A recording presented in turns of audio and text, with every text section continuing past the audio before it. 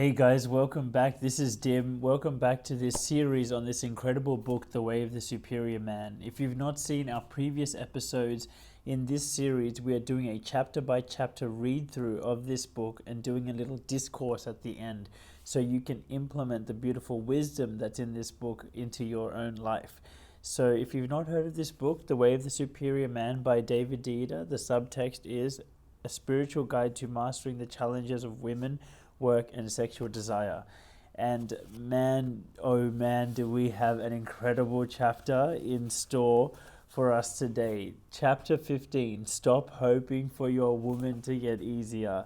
I cannot wait for the discourse at the end. So that's basically the discussion part that we do at the end after I finish reading. So it's 2 or 3 pages, this chapter. I think you'll love it. Very, very educational. So, chapter 15, Stop Hoping for Your Woman to Get Easier. A woman often seems to test her man's capacity to remain unperturbed in his truth and purpose. She tests him to feel his freedom and depth of love, to know that he is trustable.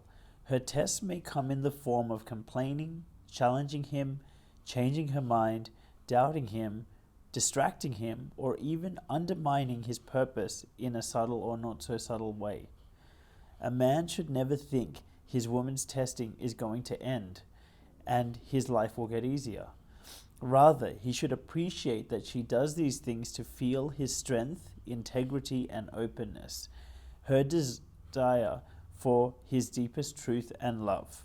As he grows, so will her testing. Every moment of your life is either a test or a celebration. The same is true about every moment with your women, only doubly so. Not only is her simple existence a test for you, but one of her deepest pleasures in intimacy is testing you and then feeling that you are not moved off course by her challenge. The most erotic moment for a woman is feeling that you are Shiva, the divine masculine, unperturbable, totally loving, fully present, and all-pervading. She cannot move you because you already are what you are, with or without her. She cannot scare you away because you already penetrate her in fearless love, pervading her heart and body. She cannot distract you because your one-pointed commitment to truth will not bend to her wiles. Feeling this hugeness of love and freedomness from you, she can trust you utterly and surrender her testing in celebration of love until she wants to feel you as Shiva again. And then the testing will begin anew. In fact, it is precisely when you are most Shiva-like that she will most test you. Perhaps you have been working towards some financial goal, and finally you have succeeded. After months or years of effort, you have creatively earned a large amount of money. You feel happy, full, successful. You feel great. You come home to your woman and want to share the news with her. I just made $1 million today. That's nice. That's nice? You know how hard I've been working for this. I know. It feels like I haven't seen you in months. Did you remember to pick up the milk on your way home? Oh, sorry, I forgot. But who cares? We can buy a dairy farm now. I asked you to pick up the milk 3 times this morning, and I put a note on your briefcase. How could you forget? I said I'm sorry. Look, I'll go get the damn milk. Why is she being this way? Because she simply wants to deflate your success? No. She is challenging you because your success doesn't mean shit to her unless you are free and loving. If you are free and loving, nothing she says can collapse you. She wants to feel you are uncollapsible, so she pokes you in your weak spot. Of course, by the way, I know as you're hearing this, this might be quite triggering for a lot of guys. It was definitely triggering for me. So we'll do a discussion at the end. Of course, she knows how much this moment of success means to you. This is precisely why she is negating it. Not because she wants to hurt you, but because she wants to feel you as Shiva. She wants to feel your strength. She wants to feel that your happiness is not dependent on her response, nor on you making $1 million. She wants to feel that you are a superior man. It's a tall order to be this free, and in your more mediocre moments, you will wish your woman would settle for less. But if you are a man who is living his fullest, willing to play his edge and grow through difficulties, then you will want her to test you. You may not like it, but you don't want her to settle for some bozo who depends on his woman's response to be happy. If you are aligned with your mission, you are essentially happy, even though times cycle between difficult and easy. You don't need your woman's strokes to fulfill your mission. It still feels good when she strokes you, but you don't need mummy anymore, telling you what a good boy you are. And your woman doesn't want you to need mummy. In fact, it sickens her. If your woman is weak, she may settle for a weak man, and therefore play into your need to feel like a good boy. But if she is a good woman, a strong woman, she won't tolerate your childish needs for a pat on the head, collecting bigger toys, or being king of the mountain. A good woman will love the childlike part of you, but she wants your life to be guided by your deepest truths, not your untended childhood wounds. She wants to feel that at your core, you have grown beyond the need for kudos and $1 million toys. She wants to feel your self-generated strength of truth. Woo. So she will test you.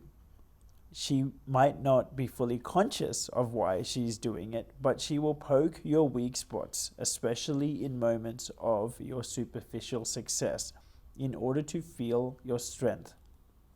If you collapse, you flunk the test. You have let your woman deflate you. You have demonstrated your dependence on her for external validation. Even if you just made $1 million, you are a weak man. Your woman can't trust you fully. If you remain strong, humorous, and happy, your truth unperturbed by her testing, then you will pass the test. Honey, I'll get you some milk, all right? You say as you sweep her off the ground and lay her on the couch, laughing, kissing, looking deeply into her eyes and milking her happiness with the confident loving of your caresses. She can trust and relax and trust your Shiva core. She can surrender the tensions around her heart. You are trustable. You don't need her validation in order for you to be loving. You simply are loving. The truth of you is love. Your fullness is independent of mummy.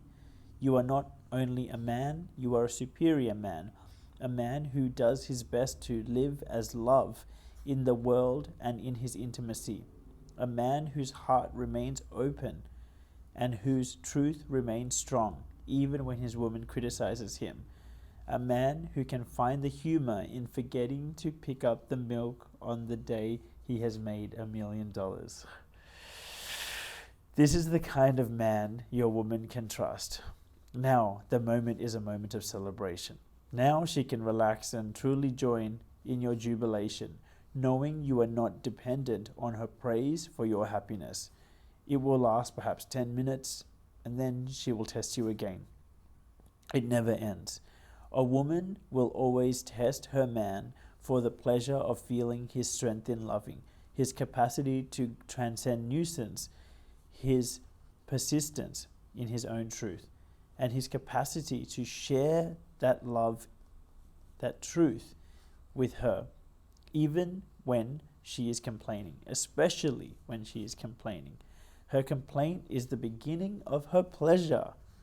I'll say that again. Her complaint is the beginning of her pleasure. It is not true criticism, but a test of your Shivahood. The criticism is entirely dissolved in love as soon as she feels your humor and happiness in the midst of the poke.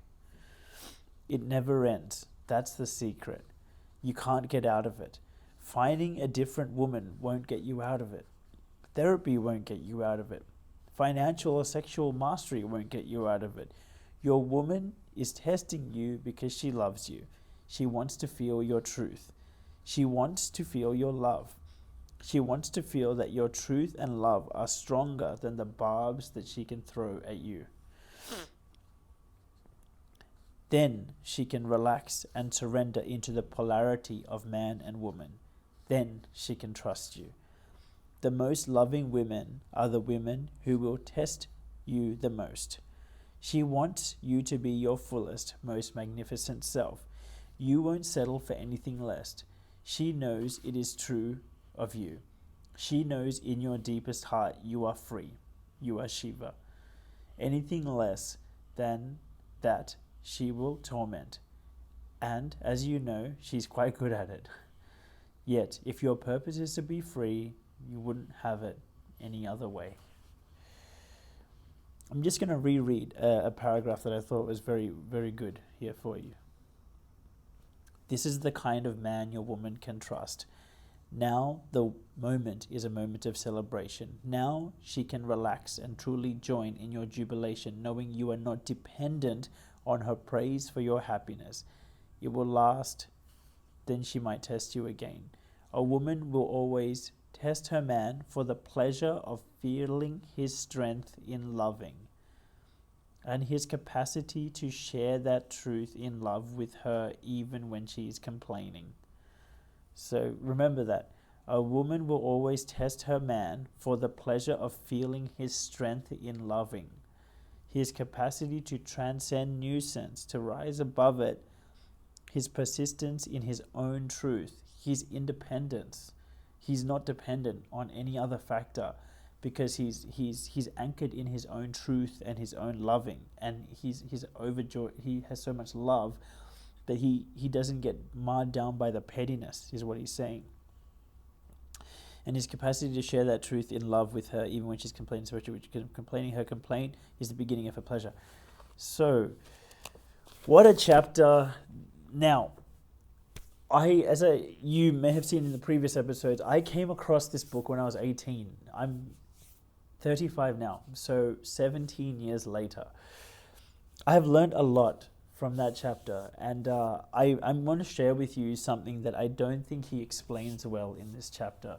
So to me, when I first read that chapter, it really, really helped me, because I was like, okay, great. This is the nature of women, like that they are testing. And they're testing me because they get pleasure in feeling how full I am and like how dope, how awesome I am, right? Cool.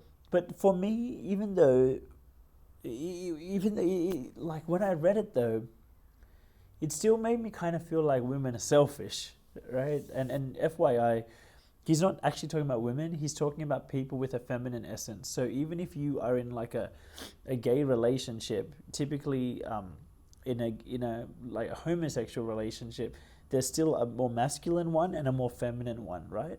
So you've surely seen that more kind of flamboyant one, and then the more kind of stern, masculine, traditional man one, right? So it's not about women, it's about masculinity and femininity actually. But for the sake of this discussion, let's just say man and woman just to make it simple to understand, right? But it's actually, in truth, it's not actually about the genders. It's about this the essence of masculinity or femininity, right? Femininity being the more vibrant, colorful, flamboyant one, and then the masculine probably being similar to you, who is more rigid, more structured, more whereas the woman is the one, right? The feminine is the more, right? Just to get the definitions in your head. Now, when I first read that chapter, like I got so much value out of it in terms of, the things like every moment in your life is a test or a celebration. Like that was beautiful. And then he says every moment with your woman is either a test or a celebration. Again, very, very beautiful. And basically what he's saying is like, oh, she's doing it because she wants to feel how strong you are and how you can transcend nuisance and how much of a legend you are, you know, like, and I'm sure you've probably been around kind of those real kind of alpha male guys that nothing really seems to phase them. They're like the sun. They're just emanating like good vibes. They kind of know where they're going. You can just relax. You can just trust yourself. Like you can just trust around them that, hey man, this guy is such a leader, such an alpha male. He's such a hero. Like I just have such a great time around him. He doesn't get bogged down by the petty stuff. He's able to find humor in everything. I just feel safe. He's just handling the situation. I can just relax and enjoy. That's effectively what he's saying. Like that's what they want to feel. And I'll say two things. What he's describing here, the whole testing thing, it happens in leadership in general, not just with man and woman. I have noticed myself when I'm following a leader, sometimes I've found myself, especially when I was younger, just asking things, maybe kind of saying dumb things, maybe asking dumb questions, and it was almost like I was doing it. This is me being really self-honest. It was like it's almost like I was doing it just to test that this guy had thought about it, this leader that I was following had thought about it, and he was all over it. And I just wanted to know that he was all over it. And then I was like, cool, I can chill, I can relax. Like this guy's got it in the bag. I can relax. I can follow this guy's direction. Because remember, in a traditional masculine and feminine relationship of a man and a woman, typically the masculine is the one who leads. The woman or the feminine is following. So this is not just a man-woman thing. It's beyond that. It's a leadership thing. It's like, hey, can I trust you to lead me? Can I trust you to like, because I'm following you, so I need to know that I can relax and just trust your leadership. And so in order to get security and certainty in you, I'm going to just like suss out, cool, like what's the boundaries? Like what can I do? What can I not do? Is this okay? Like, you know, bringing up little things just to feel that this person is kind of all encompassing. They've thought it through. You can chill. I got it. You know, and my encouragement to you, especially if you get triggered by this, is think about where you've been a follower in your life and see how your relationship was with authority, right? Because now for some guys, they absolutely despise authority, and so for some guys, they can't even take it. And if that's the case with you, recognize that this woman taking it, following you, but you know, kind of testing the authority just to make sure that you had thought it out. She's actually a step ahead of you, if you think about it like that, right? Because basically, if you just absolutely detest authority, like, and you don't want to hear a bar of it, at least this woman is actually playing the game and actually trying to follow your lead, right? In this scenario, usually guys who detest authority in one way, like a pendulum, they swing the other way, and with some other authorities, they just blindly follow it. Whether that's the Bible or some hero that they look up to, they just blindly follow it, right? But what this book is describing is someone who actually is more balanced in that, you know, they have a more healthy relationship to following authority. But what comes with the territory of being more balanced, I'm not saying one's better than the other. So one option is you either you despise this, or you despise the government and you despise all forms of authority, but then it comes out another way where you will just do whatever the Bible says, or you will just do whatever your grandma tells you to do, or something like that. That's one way of doing it. Another way of doing it, which is more balanced, is like, hey, you know what? Like, I'm cool. I understand that there's a value in following authority, so I'm going to but I just need to know that this authority is worth following. So I'm going to test it from time to time. So this is kind of point number one I'll make. It's this testing dynamic. It happens in any type of leadership dynamic. Not it's really not. And it just so happens that in a traditional relationship, the woman kind of follows the lead of the man. So I hope this is fair. Like what I'm saying. I'm not trying to talk bad about women at all, because I'm definitely not, because I love women. So that's the first point. But here's the second point. Because even though when I read this, I still kind of felt like a little bit of resentment, because I was like, hey man, but like can't she just be on my team? Like, can't she just, like, why does she have to like test me? Like it sounds selfish. Like, I feel like the way he's described it here, it's almost like, oh, like she tests you so she can feel like how strong you are. But it's annoying that she's testing me, right?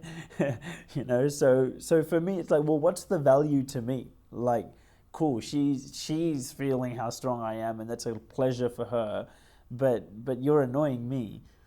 So I kind of had resentment about it. But here's what I realized. You might want to even write this down, but please remember this. I'm telling you the gospel right now, right? Optimal growth happens at the border of support and challenge. This is a quote from Dr. John Demartini.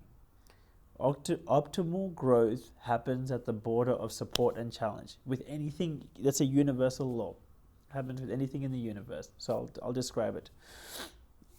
Easy example, bodybuilding.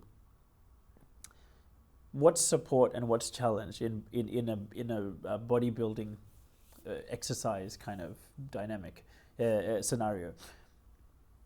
Support would probably be like diet and rest. So good nutrition, good rest. That's probably the support side, the feminine side, right? The masculine side is the challenge. What's the challenge? Incremental, increasing your weights, exercising, slowly trying to push your strength, slowly progressive loading of weights, pushing yourself. That's the challenge part, right? If you just do progressive overload with your weights and you just keep exercising, but you don't do the rest and you don't do the nutrition, you're not going to grow that well, right? Because you're depleting your body of nutrients that it needs and the rest that it needs and the recovery it needs to where it actually repairs and heals and grows and you get stronger. If all you do is the challenge, the masculine part where it's just push, but you don't give the support, it doesn't work. Conversely, if all you do is just eat and rest and don't exercise, it's not going to work either, right? In order to build your body, you need support and challenge. In order to grow a plant, you can't just have sunlight with no nighttime or no rain, right? I remember when I was traveling through Africa in Zimbabwe, I met this guy who had been there with his family for generations, and he said, "Without rain, there is no life." And it was so moving. Without rain, there is no life. You can't grow, but if you just have rain, it's not going to work either, right? But if you just have sun, everything is going to get cooked.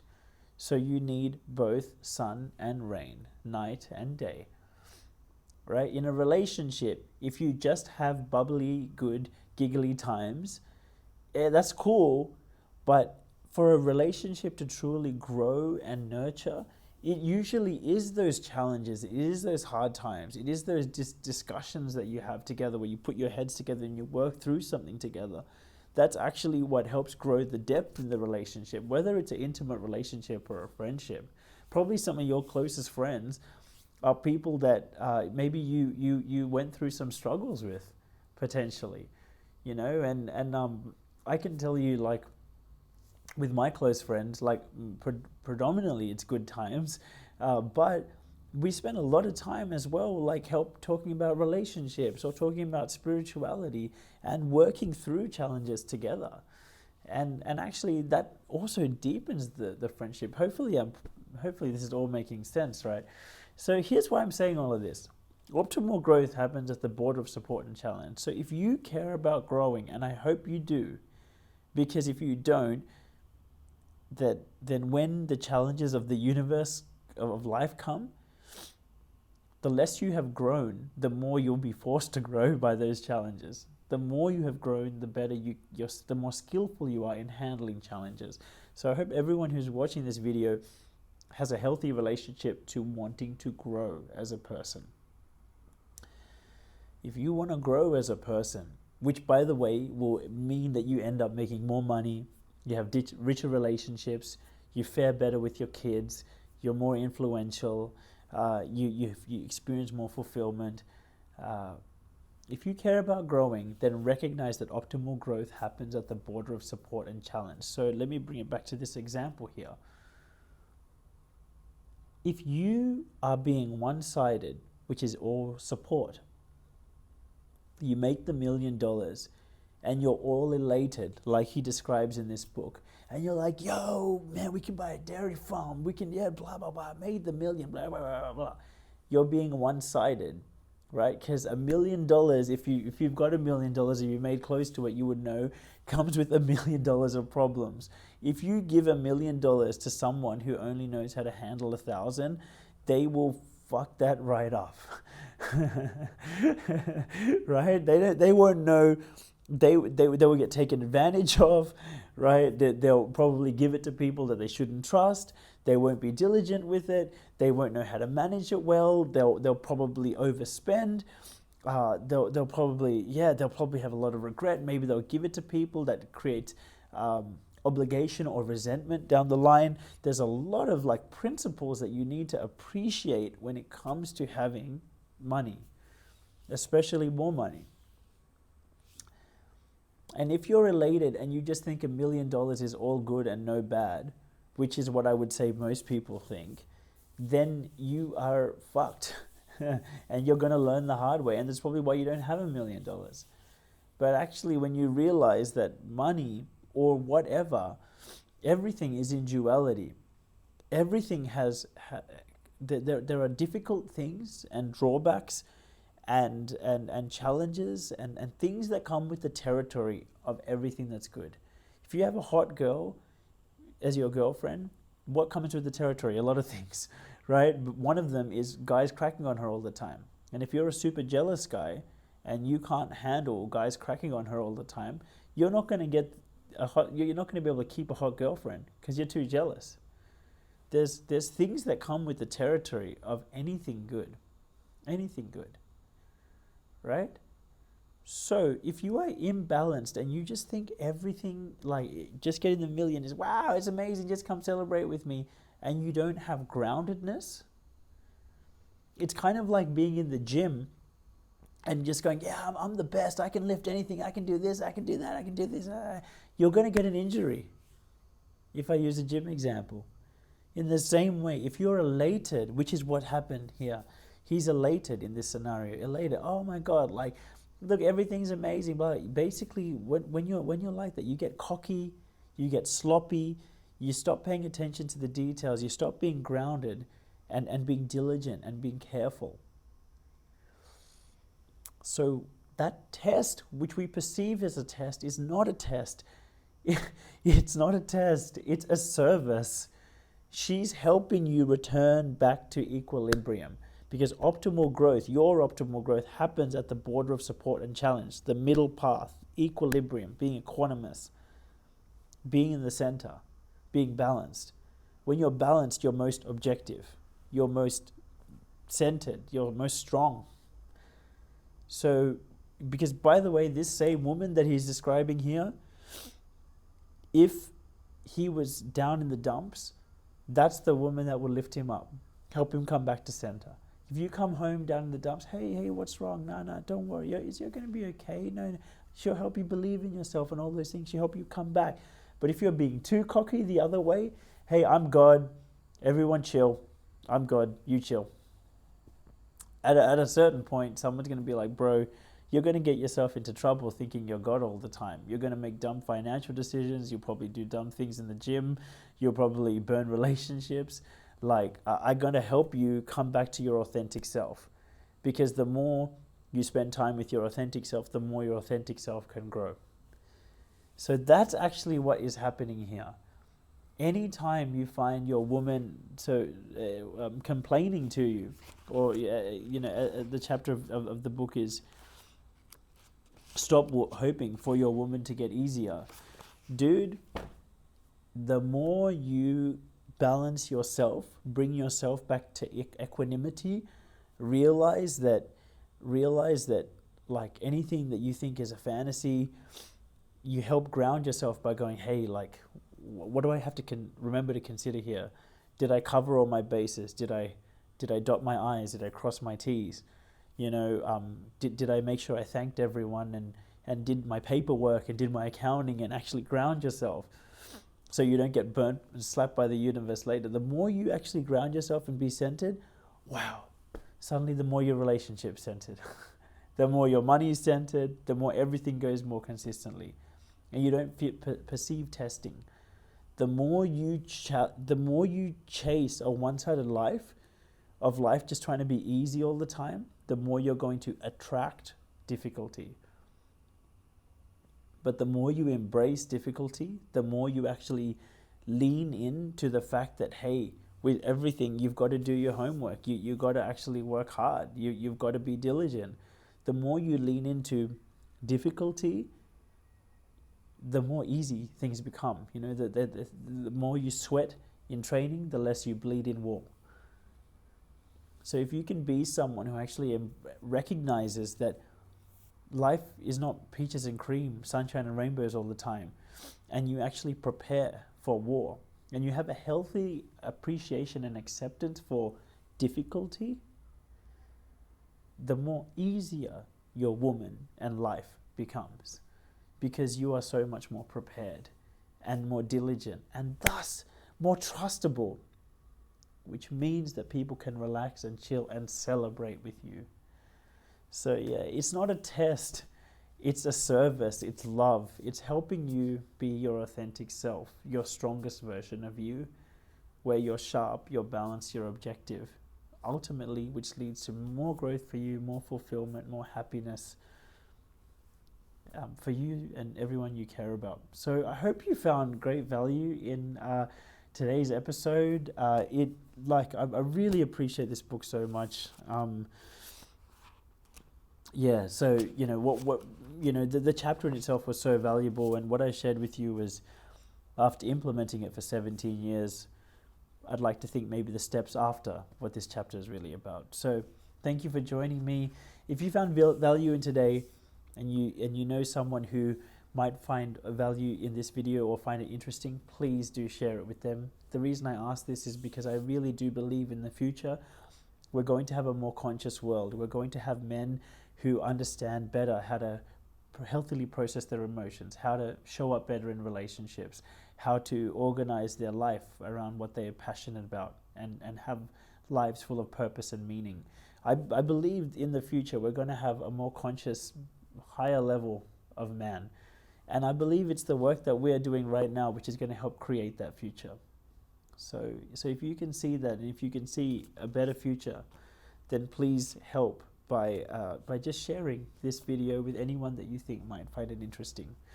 And if you'd like to connect with me, I would love to connect with you. You can add me on Instagram. So thanks for joining me today. I look forward to, guess what? The next chapter actually is the start of the next section. And the next section is all on dealing with women. So yeah, part 2, dealing with women. So that's what's coming up next. So thanks for joining me, and I'll see you in the next video.